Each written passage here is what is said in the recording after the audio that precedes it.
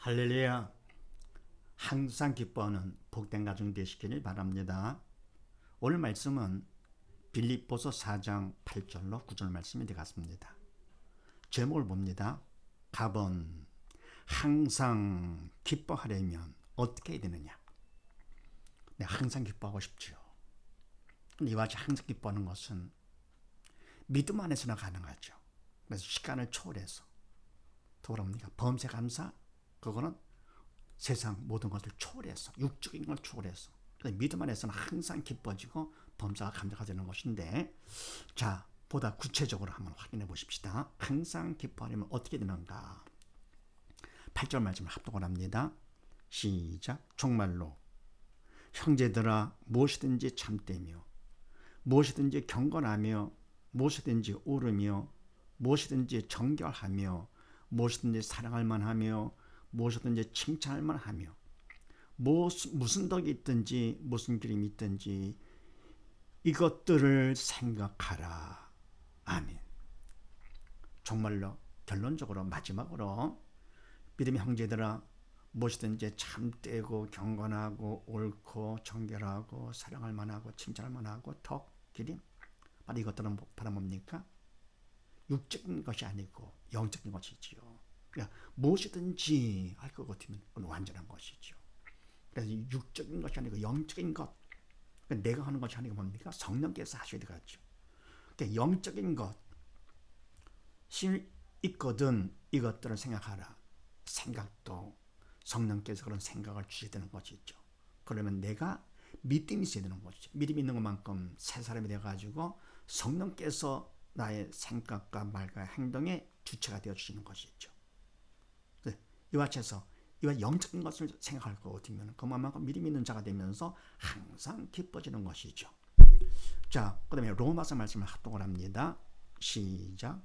육신을 쫓는 자는 육신의 일을, 영을 쫓는 자는 영의 일을 생각하나니 육신의 생각은 사망이요 영의 생각은 생명과 평안이니라. 육신의 생각은 하나님과 원수가 되나니 하나님의 법에 굴복지 아니할 뿐 아니라 할 수도 없음이라. 아멘. 육신의 생각, 육신을 쫓는 자는 육신의 일을, 영을 쫓는 자는 영의 일을 생각하나니. 아멘. 육신을 쫓는 자는 옛사람이죠. 믿음이 없는 자. 그래서 뭡니까? 왜 육신을 쫓느냐? 육신의 일을 생각하니까 쫓게 되는 것이죠. 믿음이 없어서 사단이 주는 생각을 하다 보니까 결국은 행동까지도 육신을 쫓는, 생명이 없는 가짜, 그림자, 허상을 쫓는 것이죠. 세상 것들을. 근데 뭡니까? 영을 쫓는 자는 영의 일을 생각하나니, 영, 참되고 영원한 것이지요. 그래서 실상, 그래서 쫓는 것은 생각하기 때문에 쫓는 것. 바로 믿음이 있으니까 성령께서 그런 생각을 주시고 쫓게 해주시는 것이죠. 그래서 육신의 생각은 사망이에요. 영의 생각은 생명은 평안이라. 아멘. 근데 뭡니까? 육신의 생각은 결국은 사망, 천국 못 가는 것이죠. 영이 죽어서 지옥 가는 것이죠. 반해서 영의 생각은 생명의 평안이라. 영을 생각하는 것은 믿음이 있기 때문에 하는 것이고요. 영이 살았기 때문에 영원한 생명, 그리고 마음의 평강. 주님이 내 안에 계시니까 평안이 오는 것이죠. 항상 기뻐지면서 범사 감사가 되는 것이죠. 그러면서 육신의 생각은 하나님과 원수가 되나니. 아멘. 육신의 생각은 사단이 주는 것이니까 하나님과 원수가 될 수밖에 없지요. 육신의 생각은 사망, 죽음의 생각이니까. 네. 되나니 이는 왜냐하면 하나님의 법에 굴복지 아니할 뿐 아니라 할 수도 없습니다. 아멘. 하나님의 법, 하나님의 말씀이지요. 하나님 뜻에 굴복지 아니할 뿐, 그것만 아니고 할 수도 없다. 그렇습니까? 영이 죽었기 때문에 사단이 시키는 대로 되니까 굴복지 아니하죠. 하나님 말씀에 순종하지 않게 되고요. 또 할 수도 없다. 성령의 도로 쓰임 받지 못하기 때문에. 그래서 항상 기뻐할 것 같으면 어떻게 됩니까? 생각을, 영적인 생각, 영적인 것을 생각을 해야만 된다. 믿음 있는 자가 되는 것이죠. 그래서 생각이 사람을 만들게 되죠. 사단이 주는 생각, 그럼 옛사람, 성령께 주는 생각, 새 사람이 되는 것이죠. 천하보다 귀한 새 사람. 그 다음에 9절 말씀을 합독을 합니다. 시작. 너희는 내게 배우고 받고 듣고 본 바를 행하라. 그리하면 평강의 하나님이 너희와 함께 계시리라. 아멘. 너희는 내게 배우고, 바울이죠. 바울에게 배우고 받고 듣고 본 바를 행하라. 아멘. 그럼 뭡니까? 배울 때 적당히 배우는 것이 아니죠. 열심을 품고 배워야 되겠죠. 왜 그렇습니까? 생사가 걸린 문제인데요. 천국 지옥이 가려는 것이기 때문에 배우고 받고 액면 그대로 받는 것이죠. 딴 생각하지 않고 그러면 듣고 경청을 하는 것이죠. 본 바 어때요? 그대로 잘 그대로 보고 담는 것이죠. 근데 그거로 끝나는 것이 아니고 더불어 행함까지 가라. 행하라. 이 행함은 주체가 바로 성령께서 하시는 것이죠. 그래서 이와 같이 영적인 것은 내가 배우고 받고 듣고 볼 때 또 행할 때 결국은 성령께서 주체가 되시는 것이죠. 그래서 성령의 도구로 쓰임 받아서 할 때, 그럴 때 그만큼 내가 믿음을 받은 것만큼 도구로 쓰임 받아서 생명으로 가면서 기뻐지는 것이죠.